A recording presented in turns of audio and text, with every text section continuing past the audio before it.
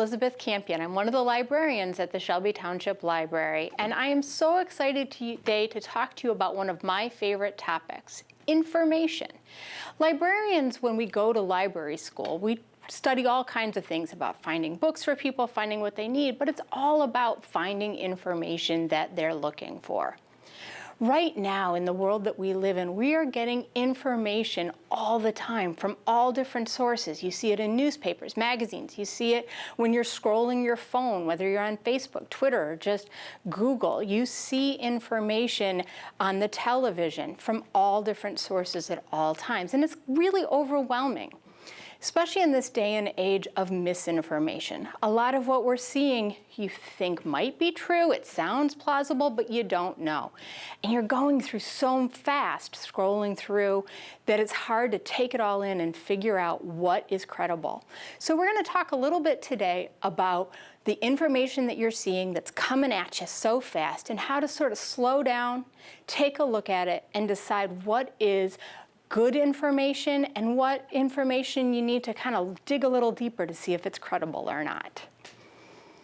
One thing to think about as you're looking at this information coming is that a lot of the information is created in such a way to cause an emotional reaction. The things that, because once you have that emotional reaction to something, you're more likely to share it or tell somebody else about it, retweet it, repost it, whatever that is, and then that shares the message from whoever created it. So, something I read recently said that the most engaging is the most enraging. So if you read something and it just makes you angry, makes your blood boil, that's exactly the time, but before you share it, you should take a deep breath, look at that and see, why am I having this reaction? What is it about this that I'm thinking about? So you can stop and say, is it true? Is it accurate? Is it manipulating me? Because none of us want to be manipulated. We know it happens, but it's something to try to avoid. So let me show you an example of what I'm talking about.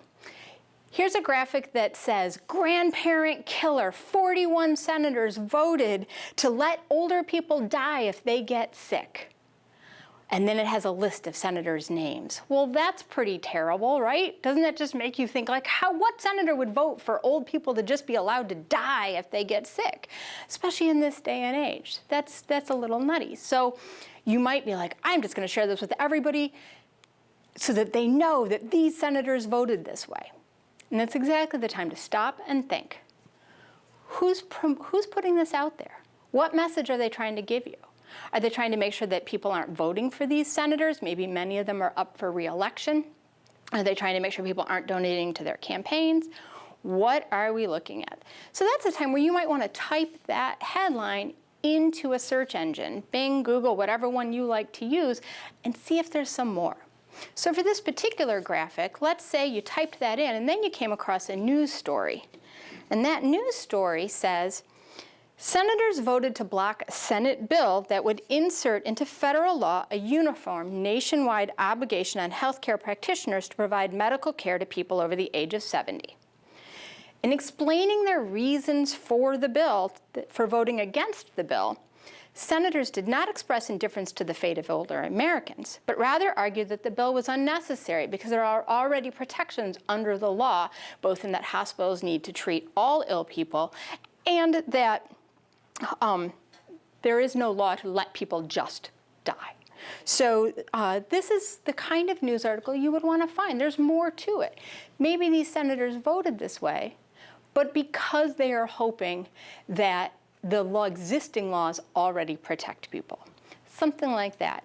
I do want to just mention briefly that all the graphics I'm using are based on real things I have seen, but we have made our own versions of them so that they are not supporting one particular political view or anything like that.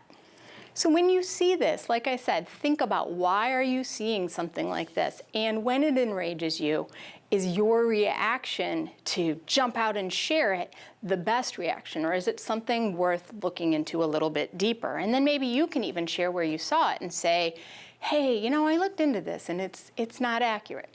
Not everybody's gonna listen. Online arguments can be quite heated and people have really strong opinions. But if you're out there just saying, you know, maybe you'll share that idea to stop, look, and investigate with somebody else.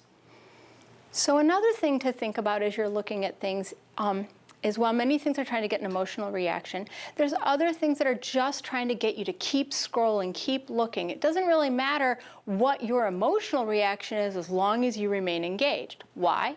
Because they're showing you advertisements. This is something that is a very old practice. If you think about old newspapers you've ever seen where there are ads, and even newspapers today, but this has been going on for hundreds of years, where they have an article and then there are ads on the page that are very eye-catching. If you think about when you're listening to the radio or watching TV, and they'll give you just a snippet of a story and say, you know, is this thing happening more in 15 minutes? With the idea that they want you to keep watching for those 15 minutes. Why? Because somewhere in there, there's going to be a bout of advertising, and they are hoping that you will pay attention to the advertisers. So there's that. So let me give you an example of how that happens on the internet as well.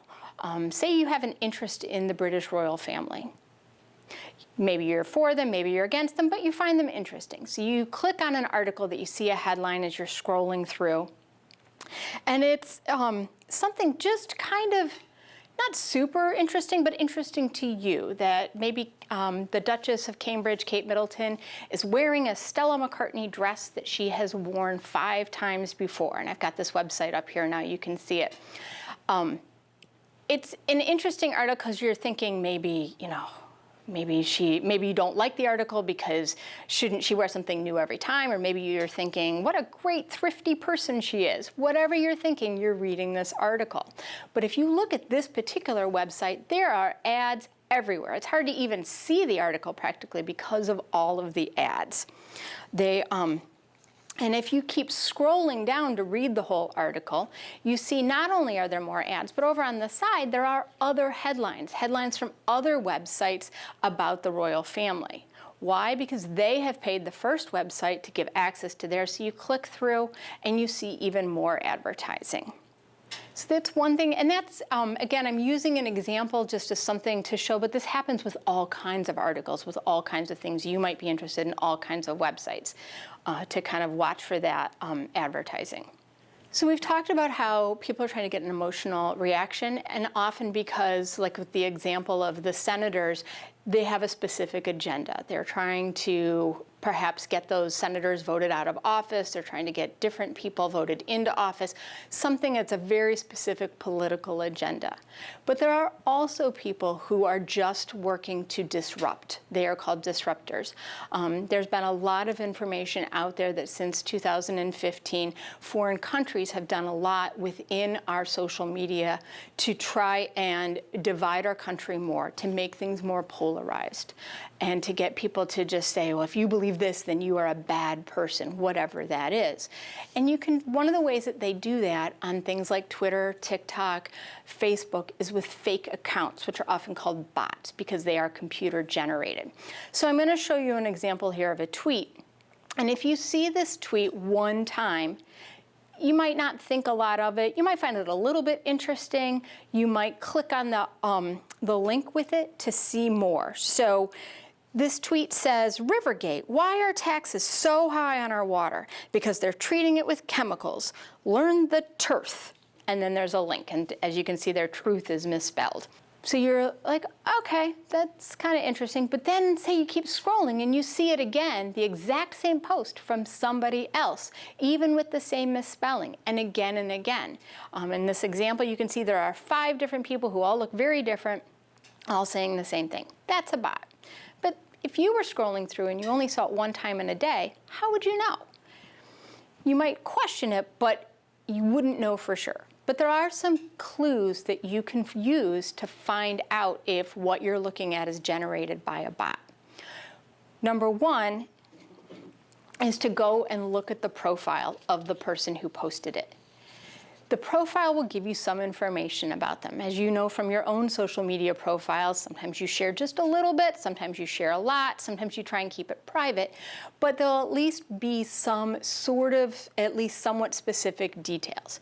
So if you look at a profile and it says something like, say it's a photo of a young woman, and it says something like Midwest college girl, strong with strong opinions. And so you look at that Midwest college girl's profile, and it doesn't list a college. It doesn't list where in the Midwest. It's kind of vague. And that's your first red flag. People will be a little bit more specific. Maybe she's proud of what college she goes to. Maybe she'll at least mention what Midwestern state she's from, something like that. But maybe she's keeping her privacy tight, so you go through and you look some more at what she's posting. If she is posting mostly retweets of, but pretty much all political retweets or reposts from, if it's Facebook or a different platform, if she is doing her own political stuff, but only political stuff, there's a good possibility that is a fake account. On the other hand, if you look and this person says, you know, proud Michigan person or big Ohio State fan or whatever they are, then that gives a personal detail. And then say if you go through more, and while they are posting political stuff, and maybe they're also reposting political stuff, but maybe in there's also pictures of them taking their dog to the dog park, or maybe there's pictures of you know, a pumpkin they carved for Halloween or something like that, more personal things. Even if they're keeping their privacy pretty tight, those personal things make it more real and make you realize that this is most likely a real person who may be sharing more accurate information and isn't just trying to disrupt. So that's another thing to look at. When you do see those things, like the tweet I shared a minute ago that had that article to click on, say you click on it and it takes you to a sort of an article about, you know, these chemicals in the water or whatever it is, but it just says as the source NPR or CNN, but it doesn't list who the reporter is, it doesn't list when it was published, that the details are very vague. That may mean that it's a fake news account. You want to look for credible sources. And in that article, you also can look for scientists' names, if it's something that, or other experts, depending on what the issue is. You want to look at the journalist's name. You can look those people up online, and if they are a credible scientist, they will have some kind of online trail. They've written articles in journals, they've done interviews with other things, they've written books, you know, things like that help you know that they are credible. If there's nothing there, then that's a little skeptical. There's also the same thing with the journalist. If a journalist says, you know, I've written this article, and then maybe they've worked for 3 places. You can look them up and see who they've worked for, but you've never heard of any of those newspapers, magazines, or sites, that might be a little bit questionable too. So those are some things to kind of help you look through.